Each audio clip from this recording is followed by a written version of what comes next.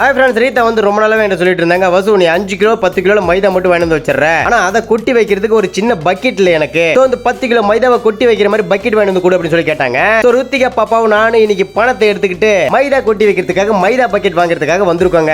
எங்களுக்கு பிடிச்ச மாதிரியான பக்கெட் இருந்தது. அது வந்து பாத்தீங்கன்னா ரெண்டா இருந்ததுங்க, ஒண்ணுக்குள்ள ஒண்ணா போட்டு வச்சிருந்தாங்க. அதை உருவி பார்த்தா வெளியவே வர மாட்டேங்குது. அங்க ஒரு ஸ்டாஃப் இருந்தாங்க, அவங்கள கூப்பிட்டு எங்க இந்த பக்கெட் உள்ள மாட்டிக்கிச்சிங்க, வெளியே எடுத்து கொடுங்க, வர மாட்டேங்குது அப்படின்னு. ஏன்னா உங்களாலே எடுக்க முடியல, என்னால எடுக்க முடியுமானா அப்படின்னு சொல்லி கேட்டுட்டாங்க. Same puppy shame. ஓகே, எப்படியோ ஒரு வழியா நம்பி அதை தனியா எடுத்தாச்சு. அதுல வந்து ஒரு பக்கெட்டை மட்டும் எடுத்துக்கிட்டேன். ருத்திகா பாப்பாவோட அதுக்கான கேஷை கொடுத்துட்டு வாங்கிட்டு வந்துட்டாங்க. எங்க போனாலும் பாப்பாவை வேலையை காமிச்சிருவா. அதான் ஒரு ஜெம்ஸ் டப்பாவை எடுத்துக்கிட்டா. அது வந்து பால் மருந்து, அது ஒண்ணு தூக்கிக்கிட்டாங்க. அதுக்கான கேஷையும் கொடுத்துட்டு பக்கெட்டை ஜெம்ஸ் மிட்டாய் ரெண்டுமே எடுத்துட்டு வீட்டுக்கு வந்துட்டாங்க. வீட்டுக்கு வந்து ருத்திகா பாப்பா அம்மாட்ட கொடுத்துட்டாங்க. அதை வந்து ரீதா வந்து பாத்தீங்கன்னா நல்லா வாஷ் பண்ணிட்டு அதை வந்து ஒரு சுத்தமான துணியை போட்டு தொடச்சிட்டு என்கிட்ட கொடுத்தாங்க. அந்த மைதாவை பக்கெட் குள்ள கொஞ்சம் கொஞ்சமா கொட்டி நப்பிட்டாங்க. ஓகே ரெடி, இந்த லைக் தட்டி விட்டுருங்க.